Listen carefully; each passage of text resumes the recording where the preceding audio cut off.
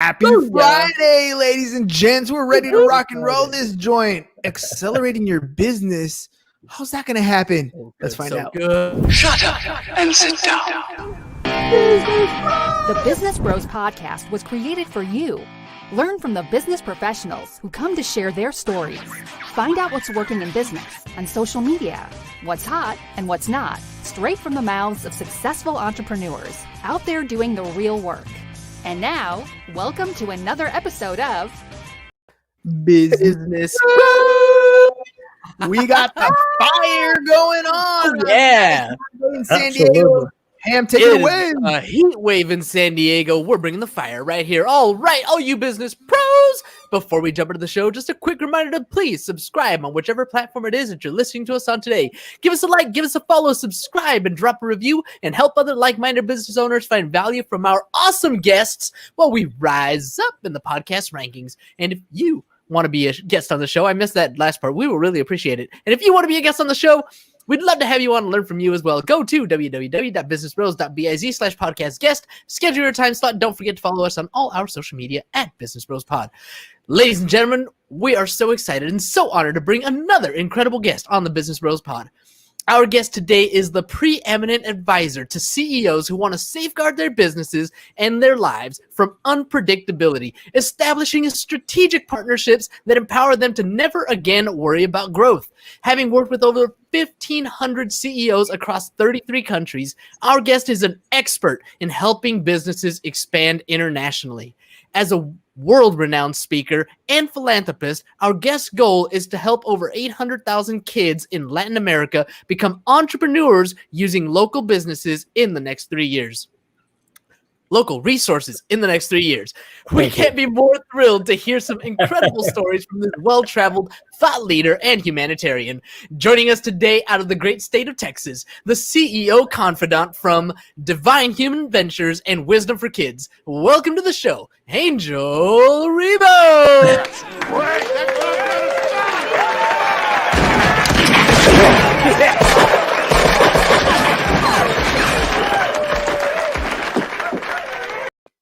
All right, Well Angel. done, well done. Thank you so much. This has been probably one of the most amazing introductions ever in my life. Thank you so much for being who you are, guys. Thank you.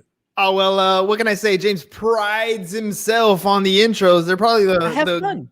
Yeah, they're fun. They're you know what? Everybody has a strength and everybody has a weakness. I would suck at writing your intro, but James over here, he's got fire when it comes to writing those intros. I tell you, I mean, I've been introduced a few times, and he's used actually completely different words. He's a master. He's a super eloquent guy. I can tell you that. Thank you so much. My heart. You are making my head really? roll. Yeah, you're a cunning linguist, Ham. You're a cunning linguist. All right. So speaking of talents, right? Speaking of strengths, speaking of weaknesses, look, anytime anybody's going to start a business, we all start off thinking, I know what it takes. I'm going to make this thing grow. I'm going to me, I. But ultimately, you need a team to make things happen. So Angel, tell me a little bit about what it takes to grow a business and what is it that you do exactly? Exactly. So basically, in a nutshell, what I do is I help both corporate CEOs and established entrepreneurs to bridge the gap globally for expansion and exposure. It means that I help them take their businesses internationally. Okay. And what it takes for someone to accelerate the growth of their businesses by going internationally, the first thing that it takes is the willingness to do it, but the resources.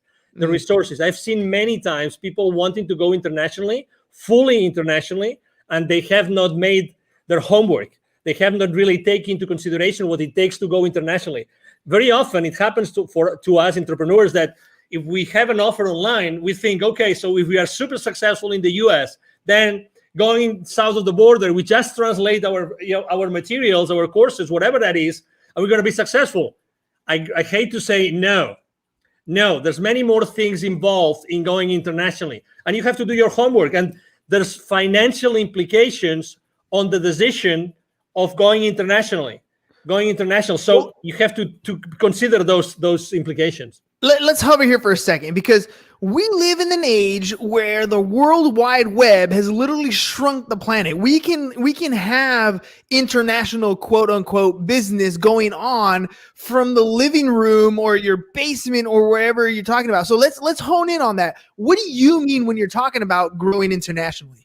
Yes, so that's true. You can run your business from your home, and you have the worldwide, web, and you can go everywhere. But every single potential client in every single country, geography, culture thinks differently.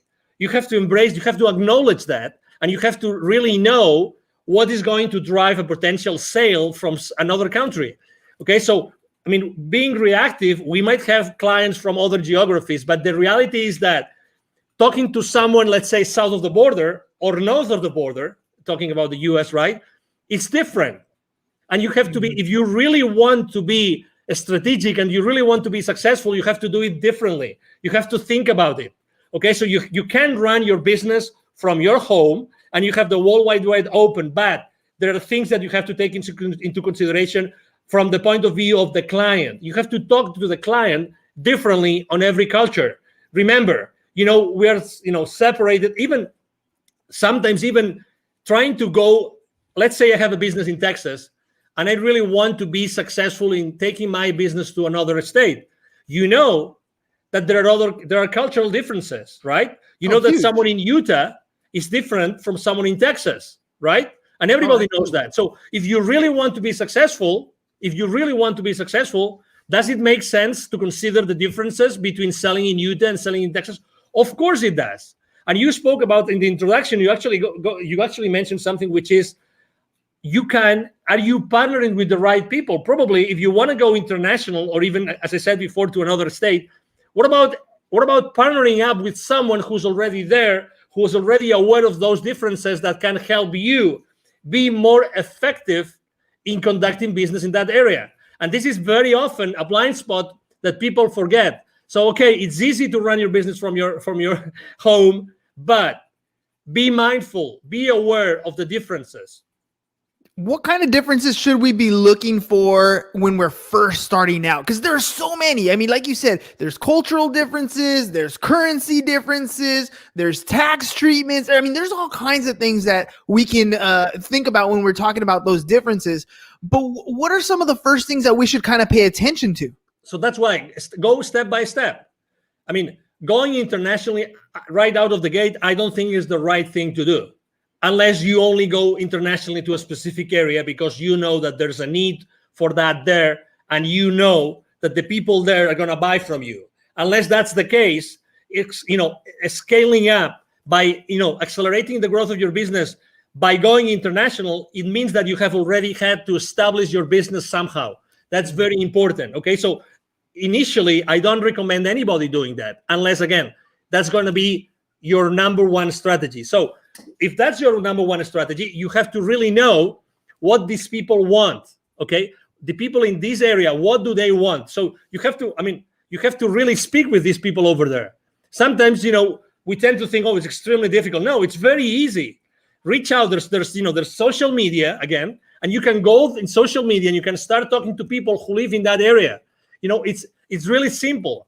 There's something in the entrepreneurial world, in the startup world, there's something called a minimum viable product. You've probably heard this thousands of times, right? Mm-hmm. So when you start your business, you probably have a minimum viable product or service that you want to offer to your audience, right? So the first thing you have to do is, if you want to go international, start talking to your audience about what you want to do. And I start asking them, hey, if I was to launch this product, sell it there, or this service, would you be willing to buy from me? And what would be the kind of service or product that you would buy from me, in that particular, area of expertise that I have? So that's the first thing.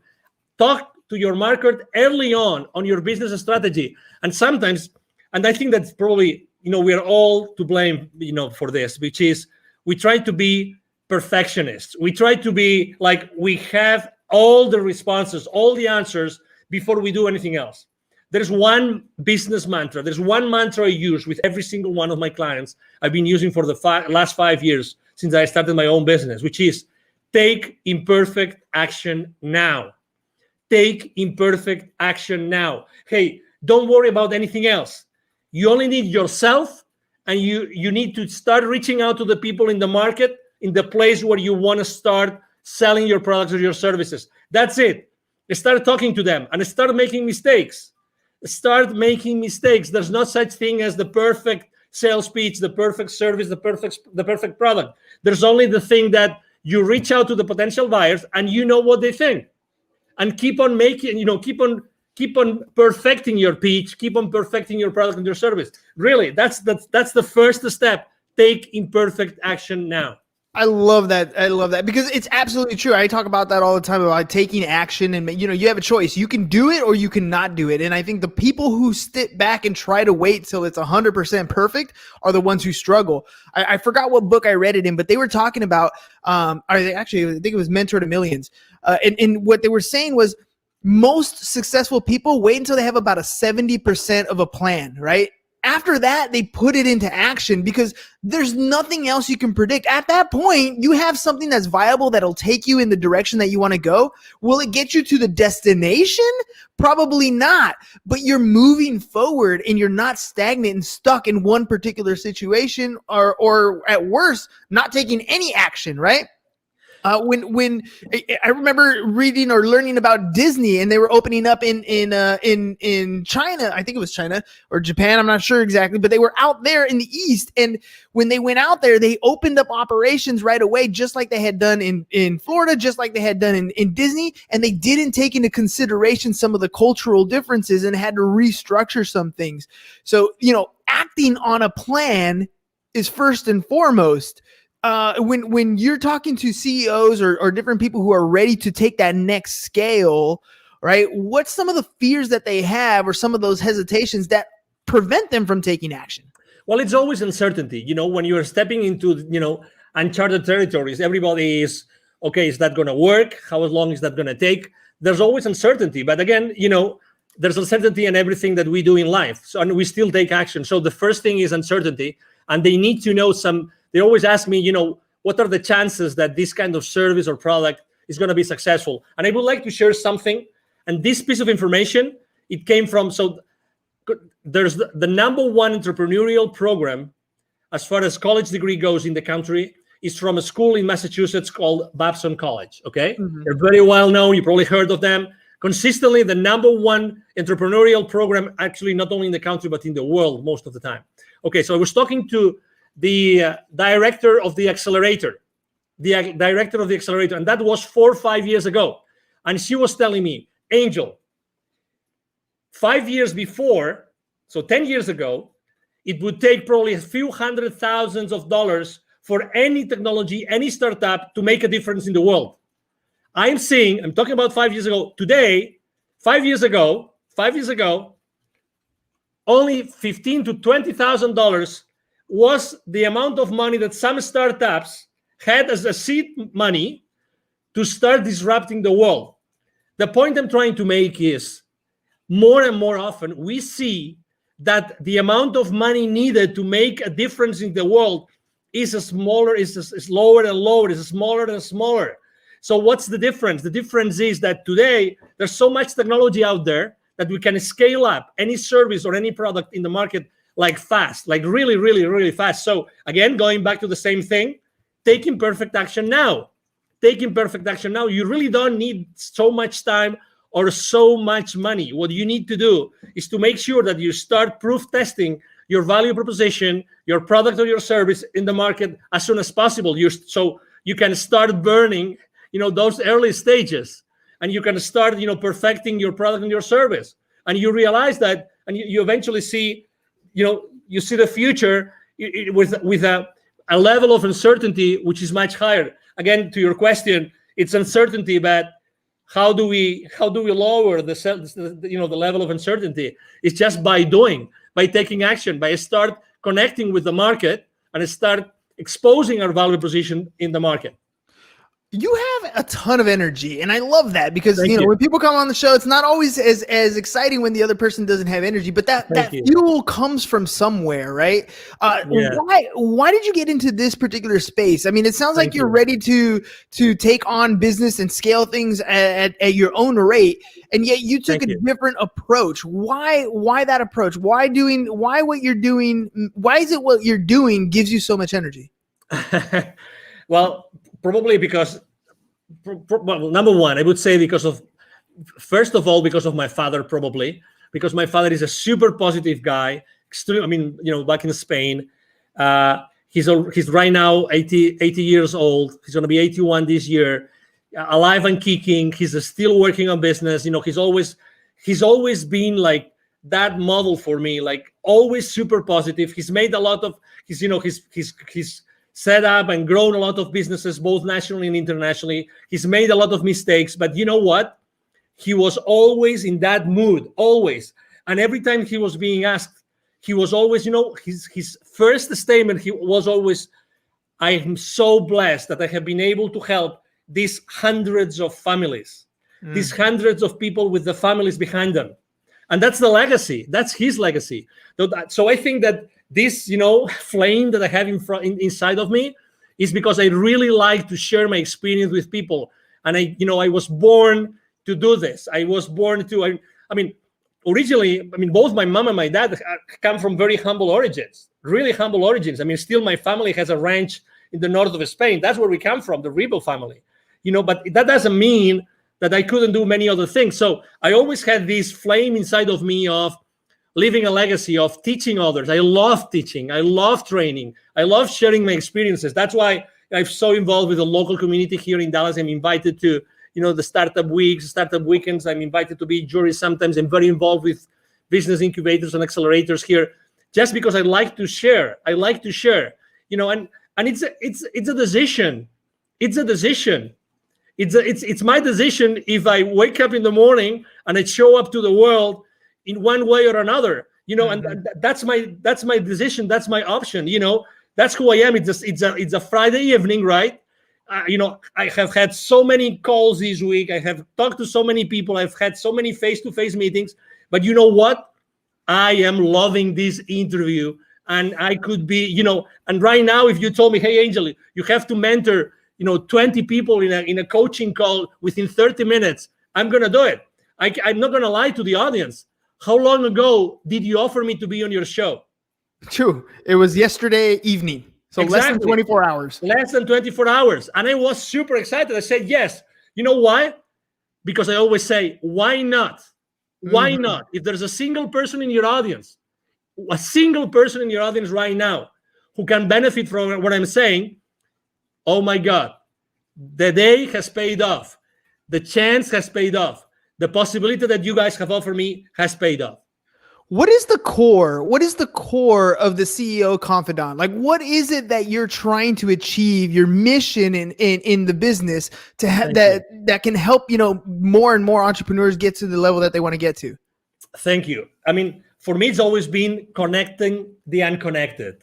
And actually, I'm going to tie this to my nonprofit, connecting the unconnected. I've always, obviously, as you can imagine, I'm so grateful to God that He gave me this energy, this passion that I can, I have been able to help a lot of high-level executives throughout my life. That's a blessing. Probably this energy has helped me a lot. But this has only helped me enough as far as this helps me to make the world a better place. Okay? That's why, it reached a point in 2016 in which it was very clear to me that I had also, the reason why I had lived in Latin America for so many years and I had done business in Latin America for so many years is because I had to be exposed to those areas where so many underprivileged kids live. And you know what I'm talking about. I'm talking about in Latin America alone, in 2012, according to UNICEF numbers, 81 million kids live in poverty. 81 million kids. 22 millions don't have drinking water in their house. 22. And that was 2012. Can you guess after COVID? Can you guess what happens? How many millions right now? Significantly worse. Exactly. So, and that means the total population, so that you have you have a frame of reference. the total population of kids in 2012 in Latin America was 170 million. 170 million. Okay, 170 million. So put that in perspective. So right now, probably it's going to be 90, maybe 100 million kids in Latin America who live in poverty. Yeah. So that's why, what's my mission? I've always feel that I keep on developing and helping so many high-level executives and established entrepreneurs, because at the end of the day, what I have to do is I have to be able to have so many stories, and I have to be able to connect all those high-level executives with those entrepreneurs that have still so much to learn. And I know that if it's not me, who's going to teach them entrepreneurship? Who's going to inspire them? Who is able to bring all those lessons I learn every single day with these so powerful CEOs? Who else is going to take them to those kids in need? So that was my answer. Yeah, no, that's a beautiful answer, because you're absolutely right. I mean, we look at what we see in poverty just right in front of us, right? When we drive down the freeway, when we're in our local communities.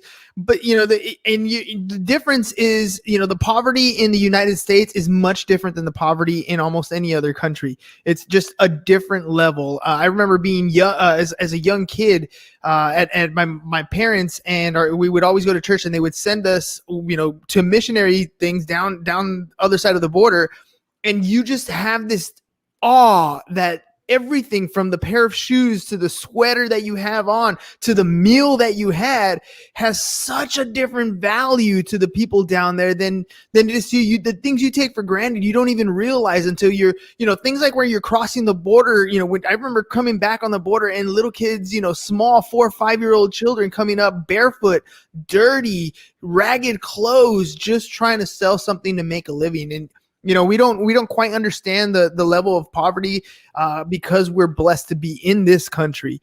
But you're absolutely right. I want to ask you about the relationships that you're building with people as you're helping a lot of these entrepreneurs grow their business, as you're helping them scale and become multi-million-dollar companies. What value do you place, and how do you utilize the relationships that you're making? Well, I think believe it or not, I was extremely shy kid, very shy, very shy.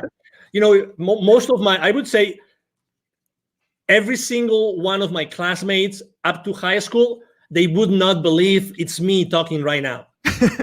Honestly. I had to, really, I really had to go to college, and I had to start being involved in organizations, international organizations, and traveling. And so, I know that not everybody is so open and prone to have relationships with people. But again, you don't have to be, someone like me, so, extroverted like me. It's just I think that the most important thing is that you are yourself and you keep the relationship honest and humble. Mm-hmm. Honest and humble, and from that point, I like to use, gratitude, humility, and acceptance as 3 of my top values that I like to share this with my team all the time when we have our weekly meetings and when we have our one-on-ones. Gratitude, humility, and acceptance are 3 very big values for me. So I think that those values help you a lot to develop those relationships.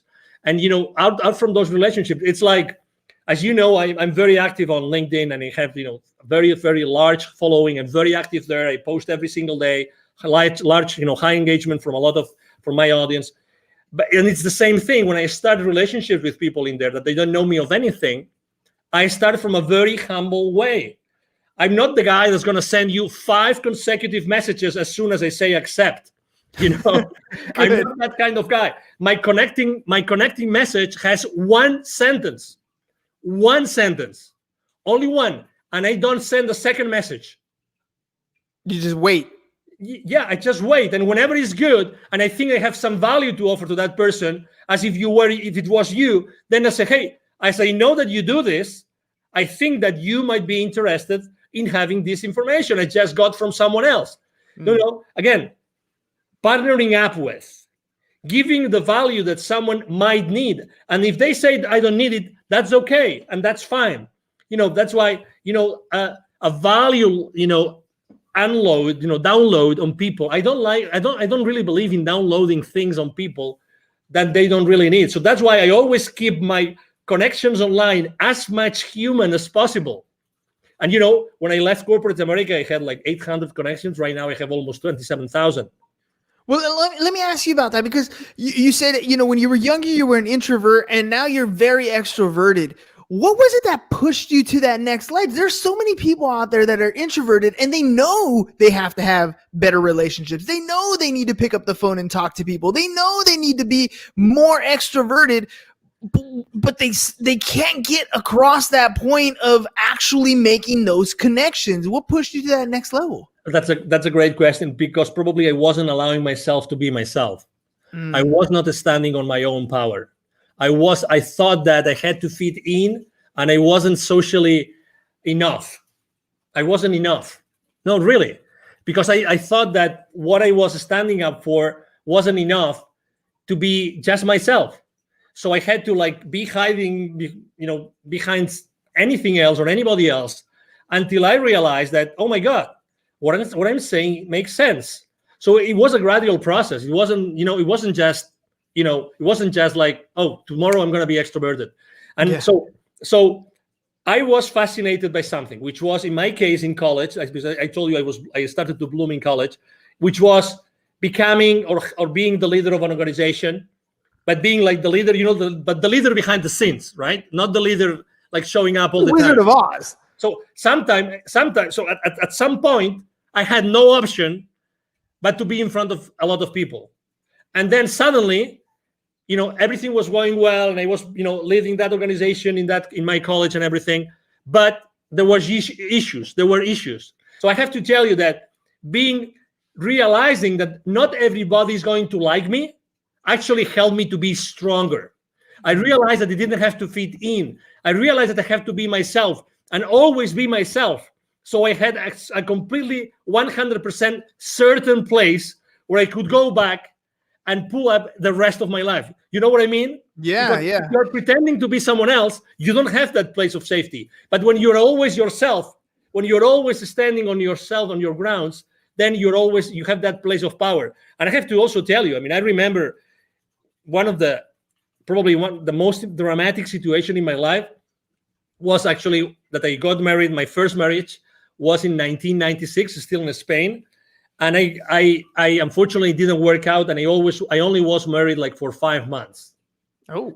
And I'm not gonna disclose the circumstances, but let's say it was like being backstabbed, like big time.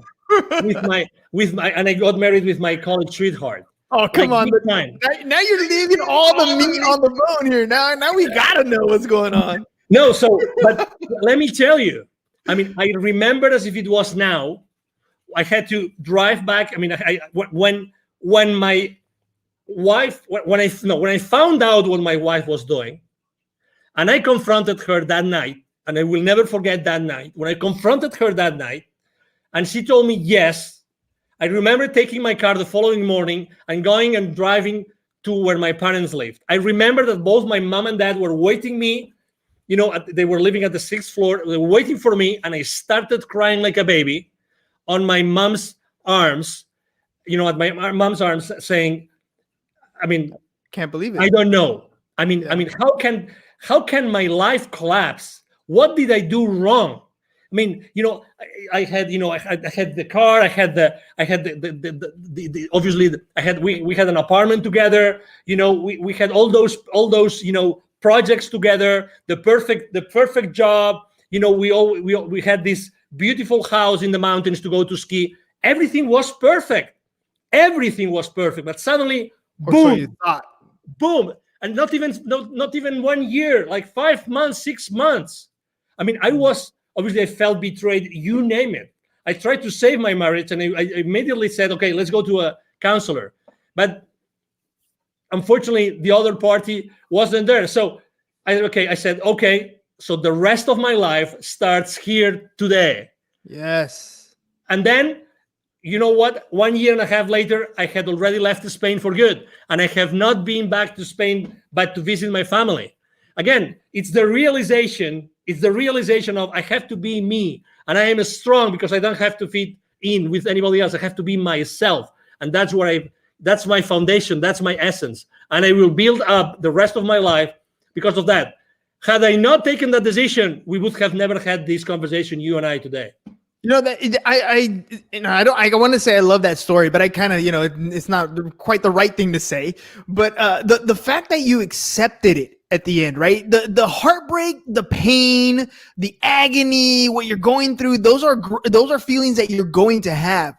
But at some point, no matter what happens in your life, good, bad, or indifferent, you have to accept that tomorrow the sun's going to rise. Tomorrow is another day. And every day you have that choice to make something happen. You can dwell in it. You can live in it. You can wallow in sorrow and feel sorry for yourself for as long as you can. But every day that happens is another day that you're not fulfilling whatever dream is that you want to achieve. You're hurting yourself by allowing yourself to live in that position for too long.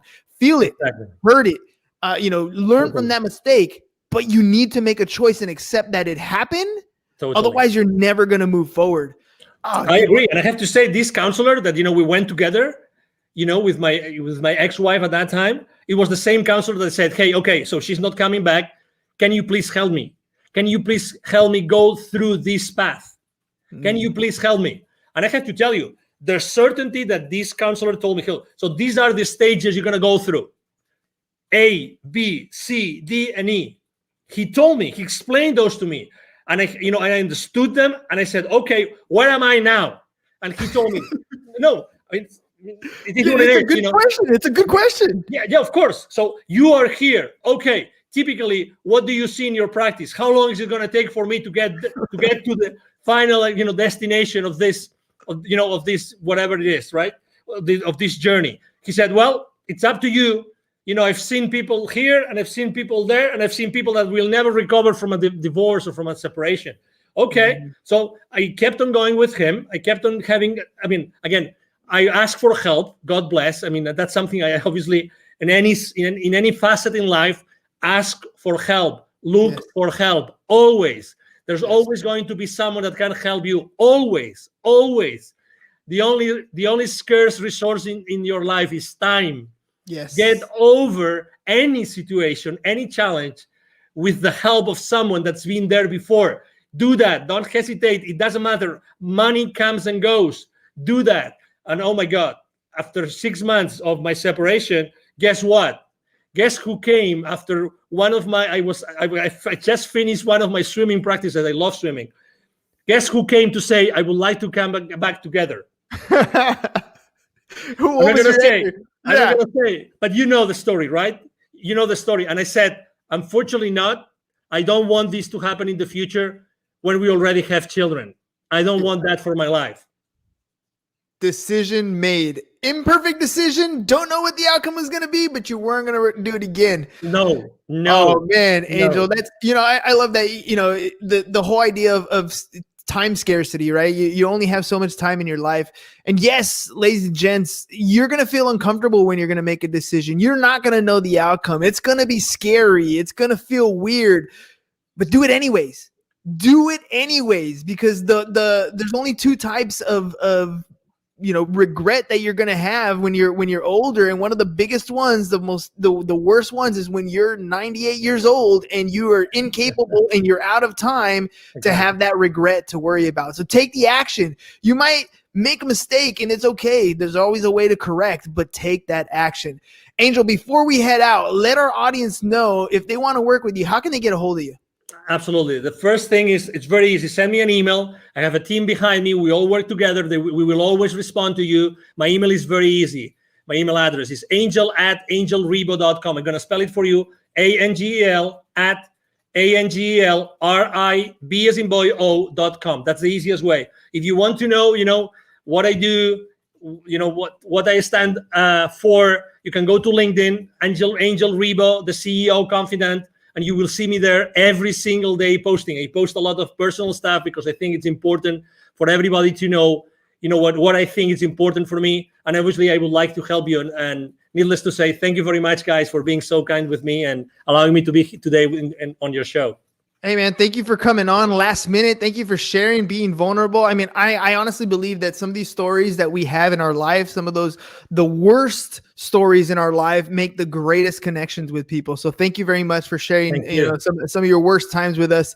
I connected with you. I'm sure there's a lot of our listeners that connected with the same type of story. Thank you. All right, ladies and gents, it is Friday, but we'll be back because Monday's going to come right around the corner. So that's all we got for you guys today. Have a great and safe weekend. Peace. And we're out. Thank you for listening to the Business Bros Podcast. Are you looking to get more clients or to increase your income? Hernan, the business bro, can help you generate referrals through the power of podcasting. And James, the insurance bro with Pipeline Insurance, can help you effectively add insurance to your existing business. If you are ready to create wealth today and generational wealth for tomorrow, email businessbros@csfirst.com to schedule a free consultation or join the Business Bros Network, www.businessbros.biz.